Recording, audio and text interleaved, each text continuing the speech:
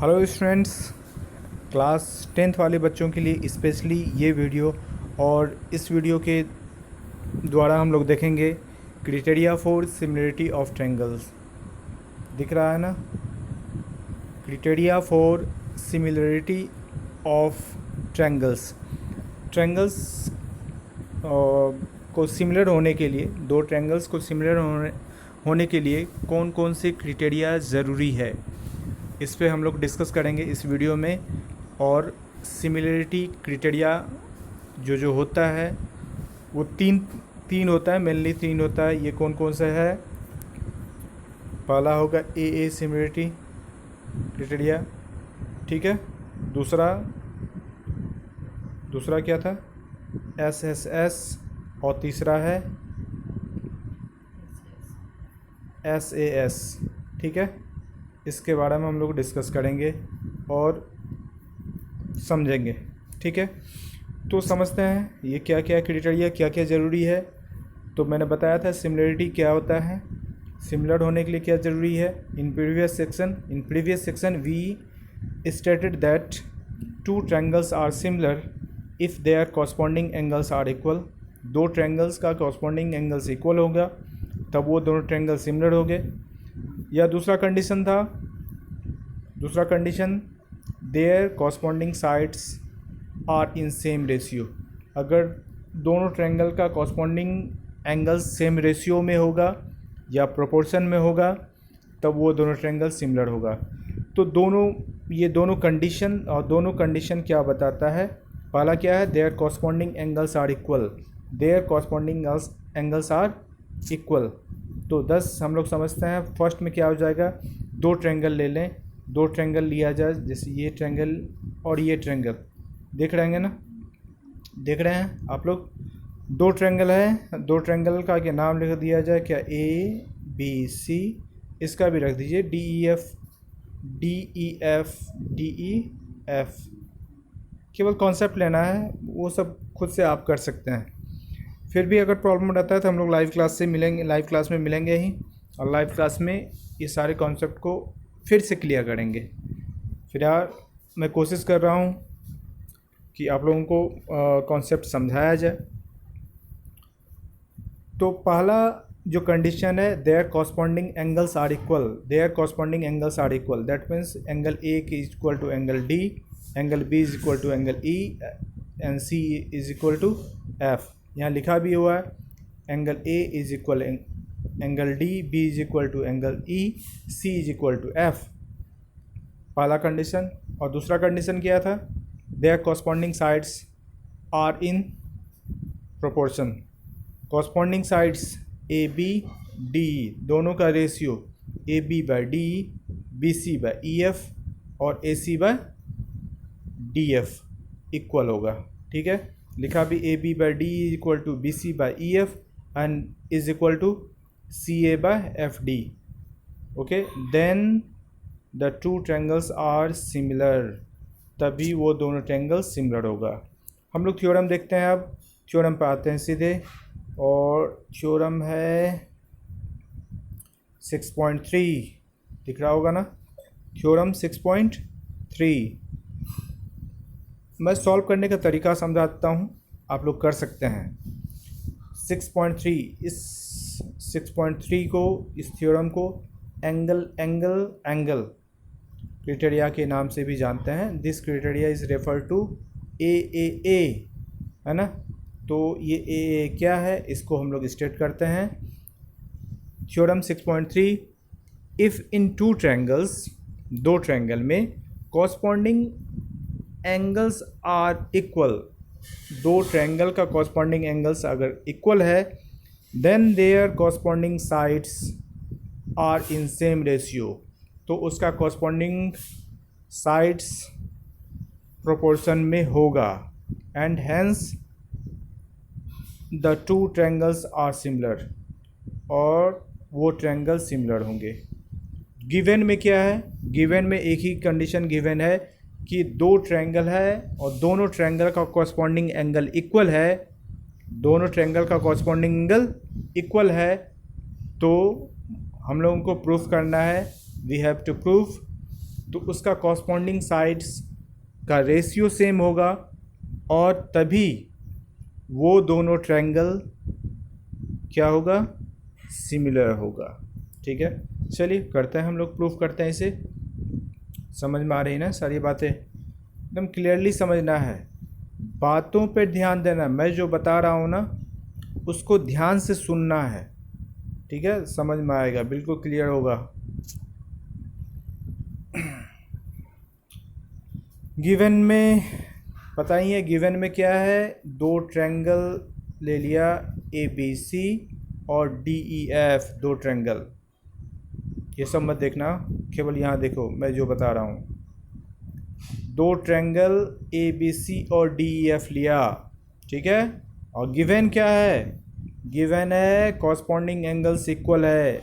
यहाँ लिखो given, figure बना देना है राइट साइड में, कॉपी के राइट साइड में फिगर ड्रॉ करना है। ठीक है, और ड्रॉ करने के बाद लेफ्ट में लिखना है गिवन। गिवन क्या है, कॉरस्पॉन्डिंग एंगल्स आर इक्वल। कौन कौन सा angle, angle A is equal to angle D ना, angle B is equal to angle E, angle C is equal to angle F. एक कैसा दिख रहा है, देखो अजीब सा लग रहा है ना, ए इज इक्वल टू डी, ऐसा लग रहा है बच्चा लिखा हुआ। कोई बात नहीं, हम लोग बच्चे बन के ही समझेंगे इसको। जितने बार ओवरराइड करने की कोशिश कर रहा हूँ ना, अजीब सा दिखने लगता है। चलो इस पर ध्यान मत देना कैसा लिखा हुआ है, इस पर ध्यान देखना कि क्या मैं समझा रहा हूँ। ठीक है, जो मैं समझा रहा हूँ उसी पे ध्यान देना है। हाँ, गिवन है क्या, कॉरस्पॉन्डिंग एंगल्स इक्वल है, और ये तो दिख ही नहीं रहा, हाँ अब दिख रहा है, A is equal to D, B is equal to E, C is equal to F, ये गिवन है। अब प्रूफ करना है क्या, ये दोनों को सिमिलर प्रूफ करना है, और उसके बाद कॉरस्पॉन्डिंग साइड्स प्रोपोर्शन में भी होगा। अब कॉरस्पॉन्डिंग साइड्स प्रोपोर्शन कर दीजिए ना, उसके बाद तो सिमिलर होगा ही होगा। कैसे करेंगे, लाइए वही जो हम लोग पढ़े हैं। कौन सा थ्योरम पढ़े हैं, थेल्स थ्योरम, नहीं बीपीटी। चलिए बीपीटी को लाना है, बीपीटी।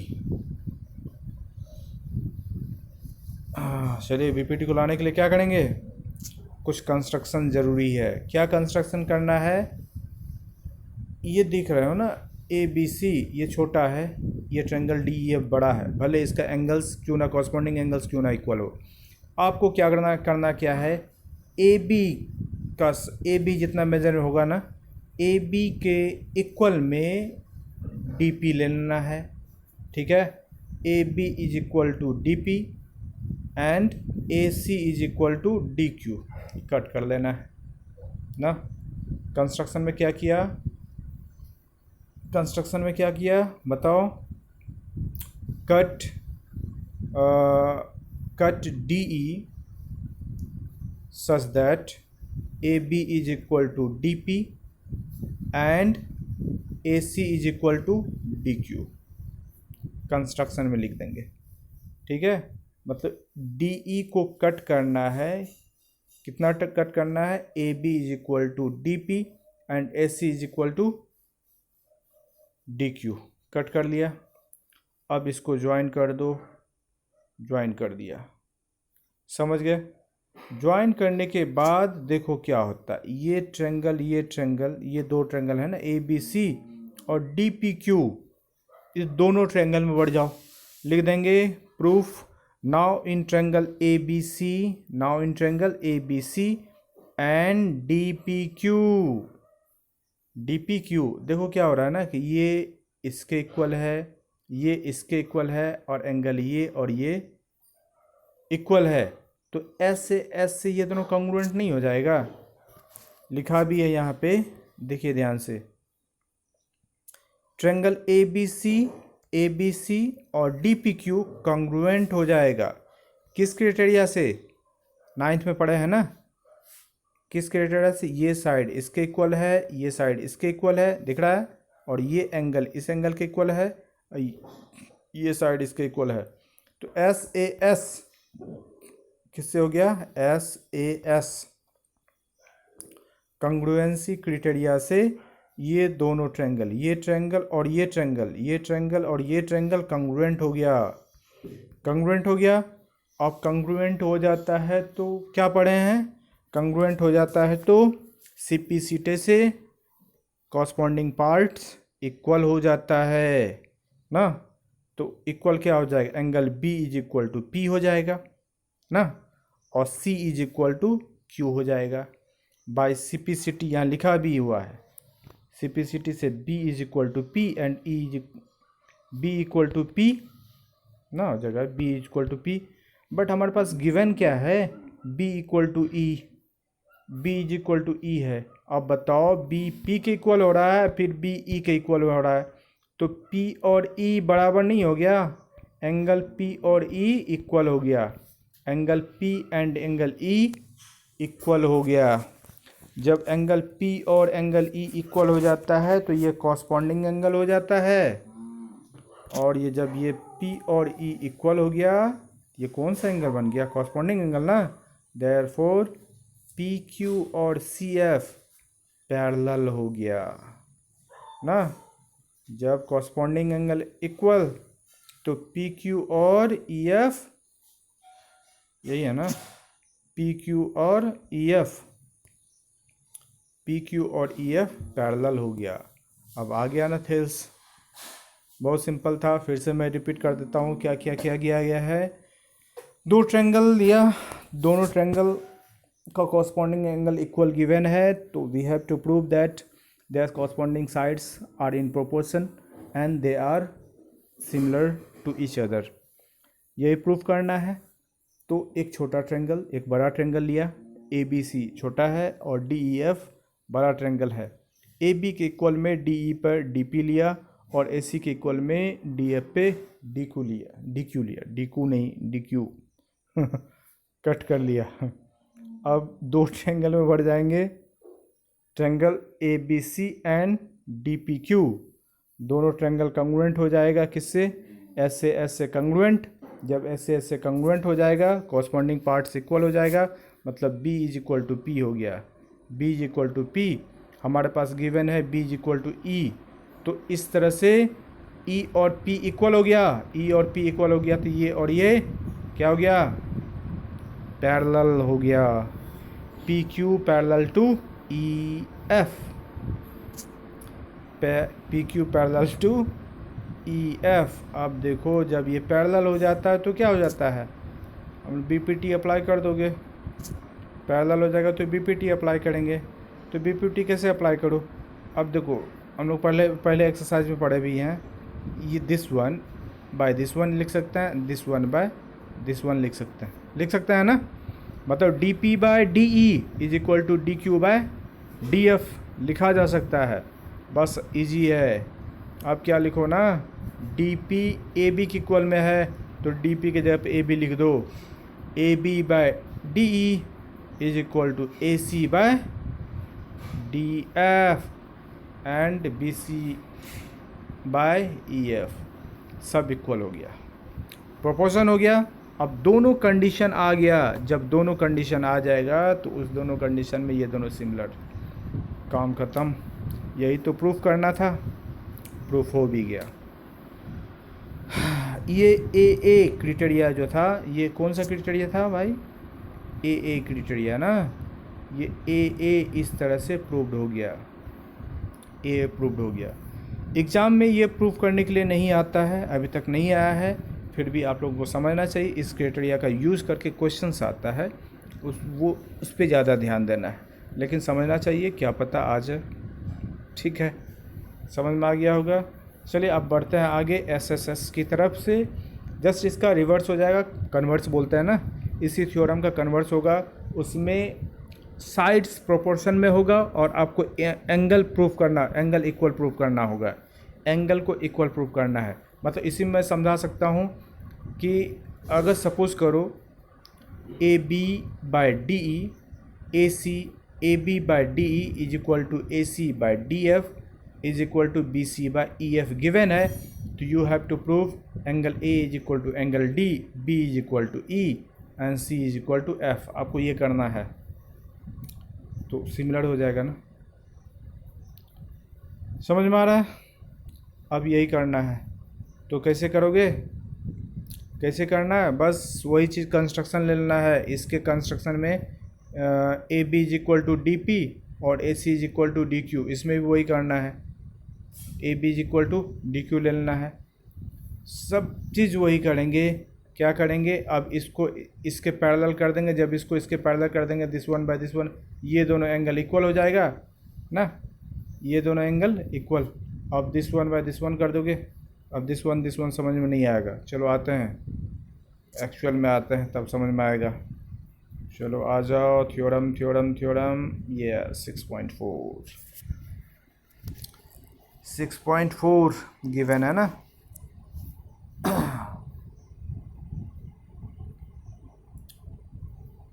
लिखा भी हुआ है, this theorem can be proved by taking two triangles A B C and D F such that this one A B by D is equal to B C by E F is equal to C A by F D. दूर करने पर हो सकता है आवाज़ कम हो जाए, लेकिन सही है। A B by D is equal to B C by E F is equal to C A by F D. ठीक है, चलो नीचे आ जाओ। मतलब दो ट्रायंगल ए बी सी और डी एफ लेना है जिसमें ये गिवन है। बस आ गया ना। देखो जो जो मैंने बताया था वही सब चीज़ है। यस, ए बी सी और डी एफ लिया ना। अब क्या कट, क्या cut, D P is equal to A B है ना, D P is equal to A B, D Q is equal to A C है ना, D Q is equal to A C. ये कट कर लिया। अब ये दोनों कंग्रुएंट हो जाएगा। कोई काट नहीं सकता इसे कंग्रुएंट होने में। कर सकता है क्या? नहीं होगा। कंग्रुएंट हो जाएगा तो अब ये और ये पैरेलल, यहाँ तक तो हम लोग को पता ही है, हो गया ना। P Q parallel to E F, P Q parallel to E F. बहुत आसानी से समझ रहे हैं बच्चों, बात को समझते जाओ, कुछ है नहीं। P Q equal to E, P Q parallel to E F हो गया।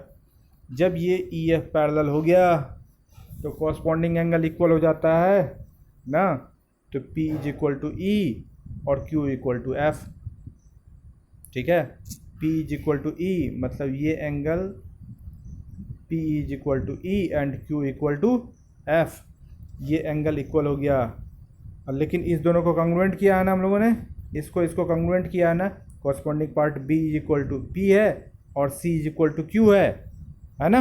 इस दोनों कंग्रुएंट किए हैं तो नहीं है, कंग्रुएंट करेंगे तो B और P बराबर है और C और Q इक्वल है कि नहीं। लेकिन हम लोगों ने अभी क्या किया है, P इक्वल टू E किया है, Q इक्वल टू F किया है। देयरफॉर क्या, B is equal to E, C is equal to F। जब B is equal F, C is equal to, नहीं sorry, B is equal to E and C is equal to F। किसी भी दो triangle का दो angle equal हो तो तीसरा तो ऑलरेडी इक्वल ही होता है ना। तीसरा ऑटोमेटिक इक्वल हो जाता है, प्रूफ करने की ज़रूरत नहीं होती है।